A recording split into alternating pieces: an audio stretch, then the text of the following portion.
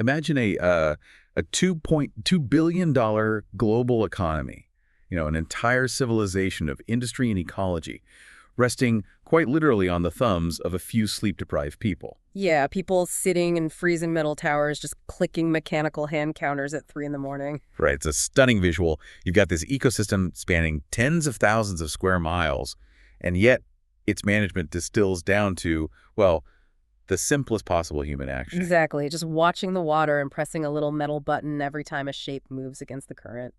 So, welcome to this deep dive. Today, we're taking you into a really fascinating source dossier focused on Bristol Bay, Alaska. And our mission here is to pull apart a collision that's happening right now out in the wilderness. We're looking at what happens when the world's greatest wild sockeye salmon fishery meets artificial intelligence. Yeah, we're exploring that transition from those human thumbs clicking a button to a river full of automated machine eyes. And most importantly, we really want to unravel who actually gets to decide what that automated count is worth. And we are approaching this with the sober, documentary-like tone it really requires. I mean, this dossier, it's not some glossy advertisement for dropping Silicon Valley tech into the wild. No, not at all. It's a highly measured look at the extreme management risks, the biological chaos driving this change, and the deep ethical duty inherent in handing natural resource decisions over to algorithms. Right, because we're looking at a scenario where a single untested variable in a computer vision model could inadvertently devastate thousands of livelihoods, not to mention permanently damaging a keystone species. The stakes for you listening are just massive. They really are, and frankly, reading through these sources brought up incredibly vivid personal memories for me. My own son spent the summer between high school and college working on the cannery line up in Naknek, which sits right on the edge of Bristol Bay. Oh, wow. I mean, the geographical isolation of that area is just hard to overstate. You are dealing with an environment where the logistics alone are a daily battle against the elements. It's the absolute edge of the map. Just to give you a sense of the place, imagine facilities so isolated that grizzly bears regularly wander out of the brush and just stand right outside the chain link fence. Just watching the workers. Literally just watching them operate. Okay. And the rhythm of the work there is relentless. It hits this fever pitch right around the 4th of July. The sheer volume of biological mass moving through those facilities is, well, it's staggering. But the core theme of our discussion today connects back to that specific cannery line in a really direct way, doesn't it? It does, because every single fish my son packed into a can was a fish that the commercial nets had caught. And that catch is entirely dependent on one foundational metric, which is the count. Right, the escapement. Exactly. The precise number of salmon that managers decide must be spared from the nets and allowed to swim safely upriver to spawn. And that count is the solitary pulse of the entire management system. Like, if that number is inaccurate, every subsequent decision made by the Alaska Department of Fish and Game is fundamentally compromised. Yeah. And for 70 years, that critical count has been executed by human beings visually scanning the water. But now, engineers are attempting to teach machines to take over that observation. Which is a huge leap, because before anyone lets a machine dictate the parameters of a billion-dollar fishery, the sources make it very clear that the technology has to prove it works under the harshest conditions imaginable. Right. So we're going to break this transition down into 4 distinct movements today. First, the technological crucible. The incumbent human counting towers versus the Challenger AI drones, and that rigorous validation process. A second, we'll look at the climate urgency, specifically how warming waters are physically altering the biological reality of the salmon themselves. Third, we'll examine the human-engineered threat at the headwaters, which is the intense legal and political battle over the proposed Pebble Mine. And finally, we'll unpack the ultimate question of data sovereignty. Exploring who controls the automated numbers once the machines replace traditional manual methods. Okay, let's unpack that first area. To really appreciate the gravity of bringing AI into this environment, you have to understand the incumbent methodology first. We're looking at a system established way back in 1955. Right. The Alaska Department of Fish and Game relies on this network of counting towers positioned at 9 strategic sites across the Bristol Bay watershed. And the mechanics of this traditional count are, well, they're fascinating in their analog simplicity. The crews manning these towers work grueling 24-hour rotations. Oh yeah, they are elevated above the riverbanks, fully exposed to biting winds, relentless rain, and just thick swarms of mosquitoes. Yeah, bug spray is a food group out there. And their methodology involves looking down at the river surface and using those mechanical hand clickers. They count for 10 minutes out of every single hour around the clock. And the math behind that is crucial to point out here. They don't count every single fish. Right. They take that concentrated 10-minute manual count and mathematically scale it up. They multiply it by a factor of 6 to estimate the total escapement for that entire hour. Which, introduces an inherent margin of error. But it's an error rate that the management biologists deeply understand. That 70-year manual baseline carries immense historical weight. It's been ground truth against reality season after season. Exactly. The managers know the quirks of the river light, they know how fatigue affects a counter at 4 a.m., and they can adjust their models based on decades of accumulated human instinct. This system is trusted because the variables are known. But then you look at the challenger presented in the dossier. Yeah. We are moving from human eyes and mechanical clickers to AI-guided drones. And to be clear, for you listening, we aren't talking about consumer drones you buy at an electronics store. Right. No, these are ruggedized systems housed in self-contained automated launch boxes deployed deep in the wilderness. They run on solar panels charging lithium battery banks. And they maintain their data link to the outside world via Starlink mini satellite connections. It's a highly sophisticated setup. The underlying technology driving these machines is being developed by researchers at the University of Washington, specifically figures like Joel Tibbs and Ian Chu. Yeah, they are building complex machine learning models designed to process aerial video feeds and basically identify fish moving through the water column. Let's actually dig into the mechanics of that computer vision for a second, because it's not as simple as pointing a camera and letting it run. Like, how does an algorithm actually recognize a salmon? It's tough because the machine isn't experiencing the concept of a fish. It is literally just analyzing pixel displacement. Right. The technical challenge is immense. The model has to differentiate between a shadow cast by a cloud or, a piece of submerged debris tumbling downriver and the specific biological movement of a migrating sockeye. So the researchers have to train the model to look for specific visual signatures, like the undulating waveform of a salmon kicking its tail against the current. Or the specific contrast of a fish's dorsal area against the gravel bed. They are mapping vectors of movement. The sources highlight a central figure in this project, Norm Van Vactor. He brings about 40 years of commercial fishing experience in Bristol Bay to the table, and he views this as a necessary evolution. His vision really outlines a profound shift in the daily work of human field biologists. Instead of a technician enduring the physical punishment of a freezing tower at 3 in the morning, Van Vactor sees a near future where those biologists are stationed inside a heated fishing game cabin, managing and overseeing a reliable fleet of automated machines. which sounds great, right? The transition from manual observation to systemic oversight represents a massive leap in operational efficiency. But this brings us to the core of the ethical duty outlined in the sources. Right, the validation risks. Exactly. When you are responsible for an ecosystem that sustains 15,000 jobs and forms a cultural and subsistence bedrock for local indigenous communities, the technical validation risks of an AI model cannot be overstated. You are introducing an entirely new paradigm of potential failure. Right, because if a human counter falls asleep, you lose an hour of data, but the manager knows to discount that hour. But if the AI model has a systemic flaw, the entire foundation of your data is corrupted. Let's explore those specific technical validation risks. Think about turbidity, the cloudiness of the water caused by suspended sediment.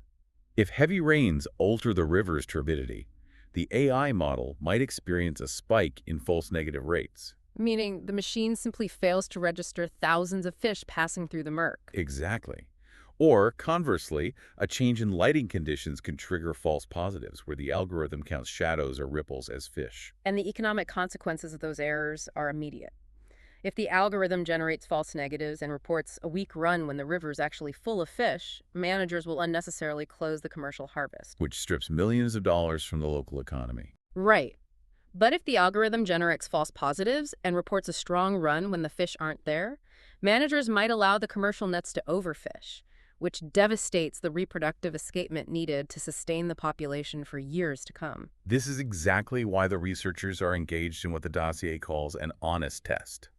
They aren't just deploying the drones, turning on the algorithms and walking away. No, they are currently executing a rigorous side-by-side validation process over multiple seasons. Think about it like training a self-driving car.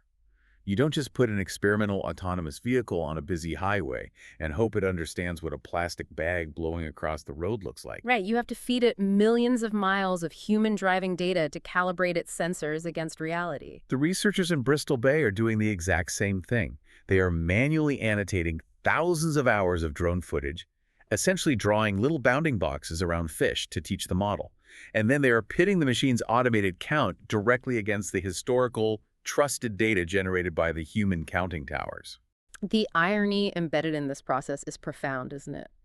This pinnacle of modern technology, solar-powered drones, satellite uplinks, machine learning algorithms, is entirely dependent on the low-tech, hand-click data from 1955 to prove its own validity. It really is. The machine cannot validate itself. It only knows what a correct count looks like because a human being sitting in the cold pressed a mechanical button to establish the baseline. So the human tower remains the absolute gold standard for accuracy. Until the AI can consistently mirror the precision of those human thumbs across varied weather conditions and changing water clarity, the human towers just cannot be decommissioned. Which naturally leads to the big question of motivation. If the 70-year-old human system is the trusted gold standard, why endure the expense and the incredible management risk of bringing in the AI drones at all? Like, why fix a system that isn't broken? Because the environment being measured by that system is rapidly destabilizing. The primary threat isn't a failure of the counting methodology. The threat is that the natural world itself is changing so fast that human observation alone can no longer process the data fast enough to keep up. The climate urgency detailed in the dossier paints a really stark picture of a biological baseline that is basically shifting underneath the feet of the fishery managers. The historical predictability that allowed a human with a clicker to estimate a run is vanishing. Yeah, and the data from the summer of 2019 serves as a terrifying case study for this. It really does. The sources detail this massive riverine heat wave and drought that blanketed roughly 1 million square kilometers of western and south central Alaska. And this event triggered pre-spawn die-offs across all 5 species of Pacific salmon. We need to drill down into the physiological mechanics of how warming water actually affects these fish because it explains the severity of the threat. Let's do that. So salmon are cold-blooded poikilotherms. Their internal body temperature is dictated by the surrounding water. Right, and their entire metabolic engine is exquisitely calibrated to cold environments. The biological thresholds are remarkably unforgiving. The data indicates that migrating adult salmon begin exhibiting severe physiological stress when water temperatures cross the 18 degrees Celsius mark. Which is approximately 64 degrees Fahrenheit. Yeah. At that temperature, their metabolism just accelerates rapidly. They burn through their stored energy reserves much faster. And this creates a devastating biological paradox. As their metabolic rate spikes, they require significantly more oxygen to fuel their muscles for the upriver swim. Right. However, the physical laws of water chemistry dictate that warmer water holds less dissolved oxygen gas than colder water. So precisely when the salmon need more oxygen to survive, the environment is stripping it away. They're essentially suffocating while burning excessive energy. And during that 2019 heat wave, the rivers didn't just hit the 18-degree stress threshold. The sources document Alaskan rivers reaching and exceeding 21 degrees Celsius. 70 degrees Fahrenheit. Yes, 70 degrees. And at 21 degrees, the water becomes outright lethal. The dossier specifically cites en route mortality events like the summer chum run in the Koyukuk River, where the heat stress caused massive systemic failure. The fish died by the thousands before they could even reach their spawning gravel. Yeah. The heat basically acts as an invisible wall in the river. It does. And the warming climate isn't just causing acute mortality events, it is fundamentally altering the physical development of the surviving populations. Which brings us to a landmark 2020 study by Oke and colleagues included in the dossier. They analyzed decades of biological data, comparing fish harvested before 1990 to those harvested after 2010, and the unmistakable conclusion is that the fish are shrinking. Yeah, the physical reduction in size is measurable across multiple species. The study documented that minnow body size fell by 8.0% for Chinook salmon. Coho sizes dropped by 3.3%, chum by 2.4%, and sockeye by 2.1%. Now, an 8% drop in the body length of a Chinook salmon might sound relatively small to a casual observer, perhaps just a slightly smaller fillet on a dinner plate. But the biological implications for the survival of the species are catastrophic. We have to look at the reproductive math. The mechanics of fecundity, the reproductive capacity of the female, are tied directly to body volume. The relationship between the length of a fish and its internal volume is not linear. It's geometric. A slight reduction in length results in a massive reduction in the size of the abdominal cavity available to hold roe. Exactly. The National Oceanic and Atmospheric Administration, NOAA, provided data showing the real-world impact of this. On the Yukon River, they reported a 15% drop in fecundity since the 1970s. Wow. A 50% reduction in the number of eggs deposited into the riverbed changes the entire trajectory of the population. It really does. Now, apply this biological reality back to our counting towers and the AI drones. Both systems are designed to count individual fish passing a specific point. Historically, one counted fish represented a known, predictable quantity of eggs. But with shrinking body sizes, the raw count of individual fish increasingly overstates the actual reproductive potential of the run. 1 million salmon swimming past a tower today do not carry the same reproductive payload as 1 million salmon swimming past that same tower in 1990. So the management models have to be constantly updated to reflect this diminishing biological return. And this is exactly why the AI drones become critical. Right. The changing ocean conditions driven by climate change and increased competition for food resources from abundant pink salmon populations at sea are causing the returns to become violently unpredictable. The divergence in the salmon runs is the clearest evidence of this unpredictability. The sources highlight the 2022 season as a perfect example of climate chaos. In Bristol Bay, the sockeye salmon run absolutely exploded. Yeah, the returns were roughly 98% above the 30-year average, allowing for a staggering commercial harvest of about 60 million fish. It was a historic boom. Yet during that exact same season, just a few hundred miles away in the Yukon-Kuskokwim region, the salmon runs experienced a catastrophic collapse. The Chinook returns plummeted to 81% below their 30-year mean, and the chum runs fell by 92%. It's wild. You have the exact same macro-level climate shifts, producing a 60 million fish bonanza in one watershed and total ecological failure in the next. And when historical forecasting models fail, the only defense mechanism a fishery manager has is agility. They need real-time, highly accurate, system-wide data. They need the ability to open a commercial fishery within hours to capture the peak of a boom or shut the nets down instantly to protect a collapsing run. And the human towers, as reliable as they are for a specific location, represent an information bottleneck when you need instantaneous data aggregation across a massive geographical area. The drones don't lower the water temperature, and they obviously don't make the fish bigger, but they provide the systemic visibility required to navigate a collapsing environmental baseline. They give the managers the speed necessary to adapt to chaos. But, climate change is an organic, diffuse threat acting upon the ocean and the rivers over decades. The dossier also details a highly localized, human-engineered threat situated directly at the headwaters of this ecosystem. Right, which requires us to examine the intense legal and political battle surrounding the proposed Pebble Mine. And before we get into this, I want to offer a crucial disclaimer for you listening. We're going to look at this politically charged dispute entirely impartially. We are not taking a side or endorsing viewpoints here. We are simply laying out the legal and economic facts directly from the original source material. Exactly. We're just looking at two completely incompatible, legally valid arguments presented in the files. The stakes here are astronomical, and the battle lines are drawn over the fundamental definition of what gives a landscape its value. The geography of the dispute is the first critical factor. The proposed pebble deposit is located at the headwaters of two major river systems that flow directly into Bristol Bay. And the bay itself, as we noted, supports a renewable salmon economy generating roughly $2.2 billion annually. But sitting beneath those headwaters is one of the largest undeveloped copper and gold deposits on the planet. We are talking about a completely different magnitude of economic potential. So let's examine the case presented by the proponents of the mine. The development effort is led by the Pebble Limited Partnership, which is a subsidiary of a Canadian parent company, Northern Dynasty Minerals. And they, alongside the state of Alaska, argue that extracting this deposit is a matter of critical domestic resource independence.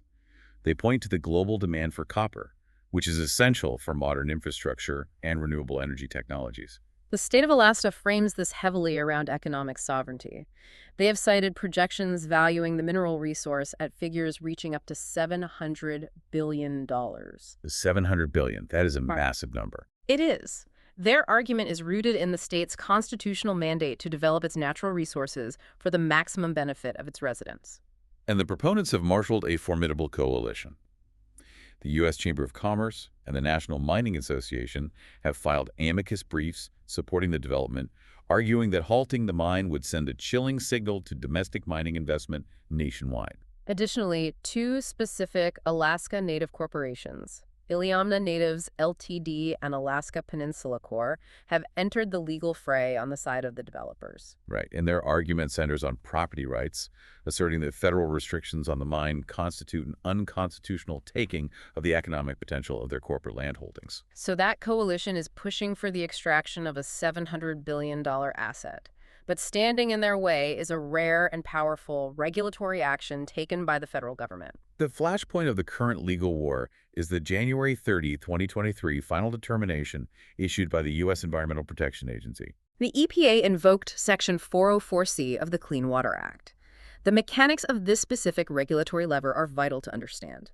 Section 404 typically governs the permitting process for discharging dredged or fill material into navigable waters. However, subsection C grants the EPA the extraordinary authority to veto or heavily restrict any defined area as a disposal site if the agency determines that the discharge will result in unacceptable adverse effects on municipal water supplies, shellfish beds, or fishery areas. And the EPA utilized that exact veto power to block the 2020 mine plan. Their determination cited extensive scientific findings that the construction and operation of the mine, specifically the disposal of mine waste, would result in the permanent loss of 8.5 miles of anadromous fish streams. Which are the precise gravel beds where the salmon spawn. Exactly. And the destruction of 2,108 acres of surrounding wetlands. The chemical risks associated with metallic sulfide mining really explain the severity of the EPA's action. The Pebble deposit contains sulfide minerals. When these rocks are excavated and exposed to oxygen and water, a chemical reaction produces sulfuric acid. This phenomenon, known as acid mine drainage, is incredibly difficult to contain. And that acid is highly effective at leaching heavy metals, particularly copper, out of the surrounding waste rock and carrying it downstream. The biological impact of dissolved copper on salmon is catastrophic, even at microscopic concentrations measured in parts per billion. Copper ions directly attack the sensory neurons in a salmon's olfactory bulb. It literally destroys their sense of smell. Yes. And if a salmon cannot smell, it cannot navigate the chemical gradients of the river to find its specific birth stream to spawn. It also cannot detect the chemical alarm signals released when predators are nearby. So even a slight increase in copper levels in the headwaters could effectively blind the entire returning population to their spawning grounds. This chemical reality is exactly why the opposition groups, which include the United Tribes of Bristol Bay, various commercial fishing fleets, and conservation organizations like Trout Unlimited, argue that the mine and the fishery are mutually exclusive. Right. They assert that the $2.2 billion renewable annual economy must be protected from the chemical risks of a one-time extraction event. And to provide historical context on the EPA's action, the 2023 determination marked only the 14th time in the entire history of the Clean Water Act that the agency has utilized the 404C veto. Which brings the timeline to the present day. As of early July 2026, the fate of the Pebble deposit and the headwaters is actively being contested in the U.S. District Court in Anchorage. Judge Sharon Gleason is presiding over the consolidated lawsuits brought by Northern Dynasty and the native corporations challenging the EPA's veto. Oral arguments were heard on June 28, 2026, and Judge Gleason has indicated a ruling is expected in the near term. But the dossier highlights a structural vulnerability in relying on federal regulatory agencies to protect the watershed. Regulatory vetoes possess an inherent fragility. Because the EPA's 404C determination is an administrative action executed by the executive branch. It is subject to the shifting political winds of future presidential administrations. Yeah, the federal government's legal posture regarding the Pebble Mine has oscillated wildly depending on who occupies the White House. A veto issued today can theoretically be withdrawn tomorrow. This administrative uncertainty is driving a parallel legislative effort. To bypass the fragility of the EPA veto, the Alaska legislature is currently debating House Bill 233, titled the Bristol Bay Forever Act. And the goal of HB 233 is to establish a permanent statutory ban on metallic sulfide mining across the entirety of the 36,000 square mile Bristol Bay Fisheries Reserve. They are essentially attempting to codify the protection into state law to remove the federal political variables. So, what does this all mean? The legal battles over the Pebble Mine represent a very loud, highly visible fight over the physical valuation of the river. Is its highest economic purpose found in the global commodity market for copper or in the perpetual biological return of the salmon? But, the dossier pivots from this loud court battle to a much quieter, potentially more transformative conflict happening behind the scenes. Yeah, we are talking about the shift from a physical conflict over resources to a digital conflict over information. As the manual human clickers are slowly replaced by AI-driven drones, we have to confront the ultimate question. Who controls the automated data once the machines take over? The transition from human observation to algorithmic generation creates this massive vacuum of data sovereignty. The dossier identifies several specific groups laying claim to the outputs of these new systems. First, you have the historical gatekeepers, the Alaska Department of Fish and Game, who have owned the baseline and the legal authority for 7 decades. Then you have the technologists. The University of Washington researchers are the ones writing the code, training the computer vision, and building the proprietary machine learning models. They hold the technical architecture. You also have the financial backers. Regional organizations like the Bristol Bay Regional Seafood Development Association are providing the funding to deploy the drone fleets. And finally, you have the local tribes and indigenous communities whose ancestral waters are the subject of the surveillance. The tension here revolves around the core equation of modern fisheries management. In this regulatory environment, data ownership directly equals legal authority, which in turn dictates the future power of fishery managers. Because if you control the algorithm that generates the final authoritative escapement count, you hold the legal justification to open or close the commercial nets. Right. The power to dictate that single data point is the power to control the economic survival of the 15,000 workers and the food security of the subsistence communities. The dossier highlights how tribal communities view this shift toward commercial and institutional data ownership models. There's a deep history of indigenous knowledge systems guiding the management of these waters long before the first state-run counting tower was erected in 1955. In earlier iterations of technological adoption, indigenous-led AI initiatives were viewed as a tool for communities to assert tribal sovereignty. By building and controlling their own camera networks and data models, local tribes could count their own fish on their own terms. Basically generating data to challenge or verify state narratives. It was a mechanism for localized empowerment. But the current iteration detailed in the sources shows a shift towards centralized proprietary control. As universities and regional development associations fund and deploy these massive drone fleets, the control of the data moves out of the hands of the local communities and into the servers of remote institutions. We always assume more data is a public good, but if a private corporation or a university holds the proprietary algorithm that spits out the escapement number, doesn't that privatize a deeply public resource? If we connect this to the bigger picture, it introduces the profound philosophical problem of black box governance. When a human biologist sits in a tower and counts fish, their methodology is transparent. If a local fisherman disputes the count, they can theoretically talk to the biologist, ask about the visibility conditions, and understand human error. The human process is legible. But when an algorithm generates the count, the process is opaque. If a proprietary machine learning model declares that only 10,000 fish passed a certain point, a fisherman cannot cross-examine the algorithm. They can only look at the final output. If a state agency relies on a proprietary algorithm that they do not fully own or legally comprehend to manage a public trust resource, they are effectively outsourcing their regulatory authority to the machine's creators. They are privatizing the governance of a deeply public resource. And the sources reveal a staggering legal void surrounding this transition.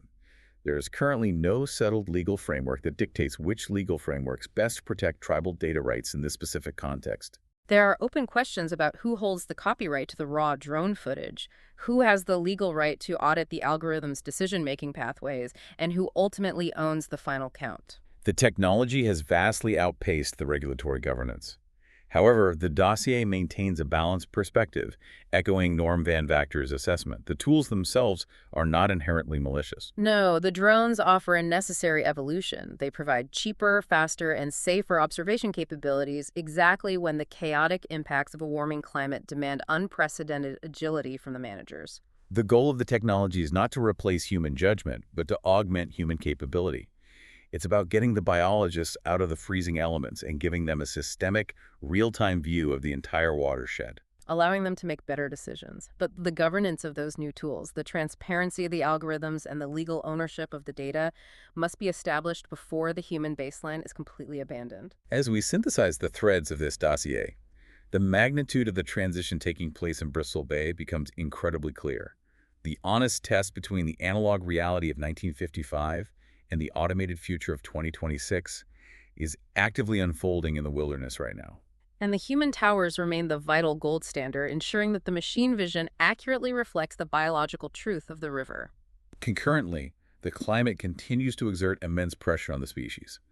The warming waters are physically altering the size and reproductive capacity of the salmon, requiring managers to interpret the raw counts with entirely new biological paradigms. And hanging over the entire watershed is the pending legal decision from Judge Sharon Gleason regarding the Pebble Mine, a ruling that will dictate whether the headwaters remain a sanctuary for the fish or become an industrial extraction zone. The technological validation, the climate adaptation, and the legal battles are all converging in real time. Which brings my thoughts back to Naknek.